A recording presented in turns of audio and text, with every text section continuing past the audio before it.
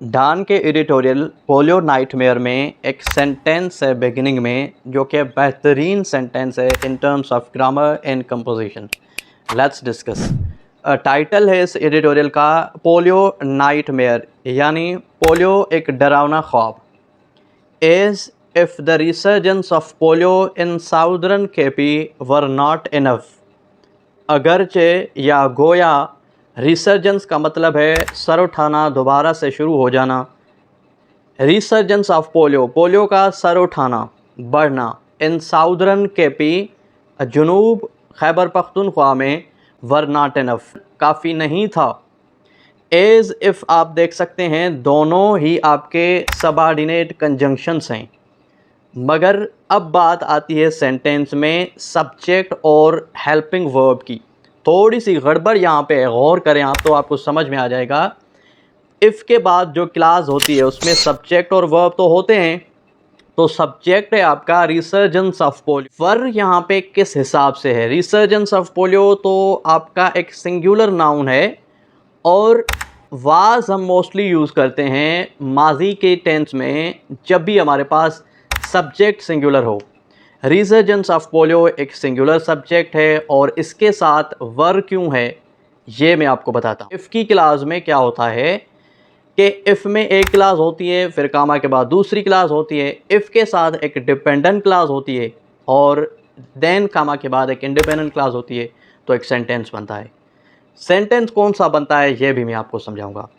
Resurgence of polio in southern KP, was क्यों नहीं है, वर क्यों है? इसकी एक रीज़न है कि जो सब्जेक्ट है हमारा, अगर ये किसी सबजंक्टिव मूड में है, यानी if it is in unreal situation, imaginary situation, और the situation which is not a true situation, hypothetical situation, तो इस तरह की सिचुएशन में हम इफ़ के साथ जो क्लास पहली होती है उसका एक सब्जेक्ट होता है, भले चाहे सिंगुलर सब्जेक्ट हो, लेकिन हम उसके साथ वर रखते हैं पास की टेंस में, वाज नहीं रखते, क्योंकि we know the situation is unreal, it is not a fact. अगरचे सिचुएशन रियल होती, ट्रू होती, फैक्ट बेस होती, in actual it had happened होती, तो हम इस सब्जेक्ट के साथ इस क्लास में वाज रखते। If the resurgence of polio in KP was not enough, यानी वर है तो एक तो राइटर की ख्वाहिश है, इमेजिनेशन है, तो तभी यहाँ पे सब्जेक्ट सिंगुलर है, लेकिन फिर भी यहाँ पे इन्होंने वर को चुना हुआ है। ठीक है, ग्रामर की रूल, इफ़ और सब्जेक्ट के बाद अगर वाज आए पास्ट की टेंस में, तो समझ जाएं कि वो सिचुएशन रियल है, ट्रू है, फैक्ट बेस है। जैसे मैं कहूँ कि if I was wrong I would apologise, मैं गलत हो सकता हूँ, ज़ाहिर है मैं गलत हूँ या गलत हो सकता हूँ या हो सकता था, तो मैं माफ़ी मांग लूँगा। और अगर सिचुएशन मैं चाहता हूँ कि अगर ऐसा होता, इमेजिनरी होती, हाइपोथेटिकल होती, अनरियल होती, तो मैं कह सकता हूँ जैसे कि if he was a woman he would have lots of babies. तो ही आपको पता है it is impossible for he to become a woman, she होता है वुमन। जैसे और भी एग्जांपल्स हैं कि जैसे मैं कहूँ कि if I were you I would study harder.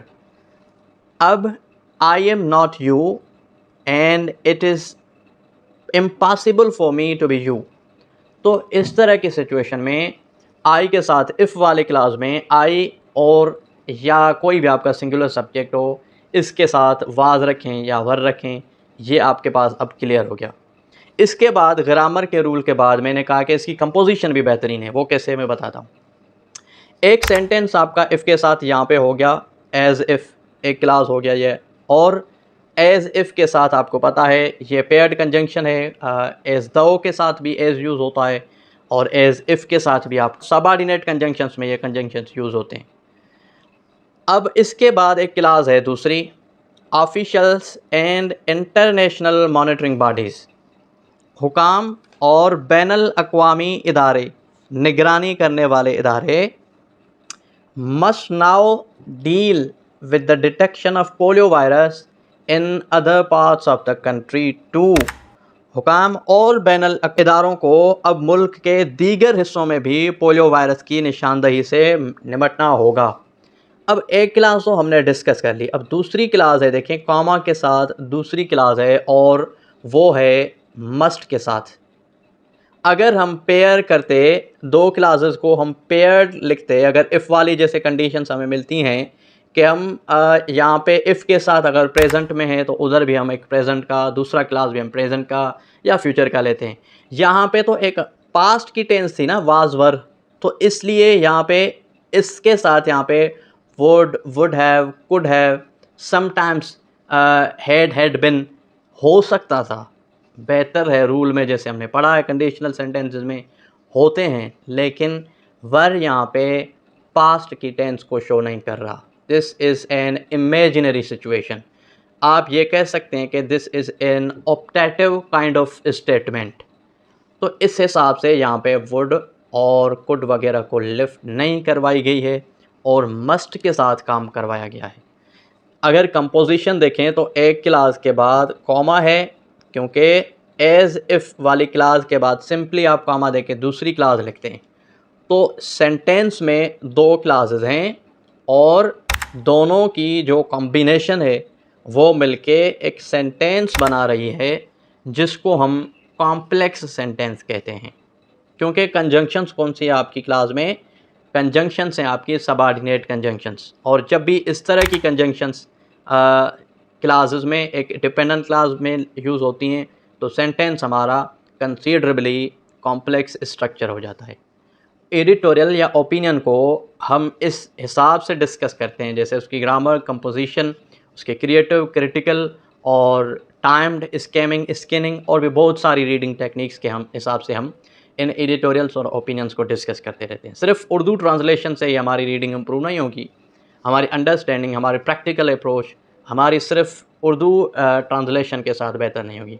तो जो ज़्यादा एस्पेक्ट्स हैं हम उनको इंशाल्लाह विथ टाइम आपके साथ डिस्कस करते रहेंगे।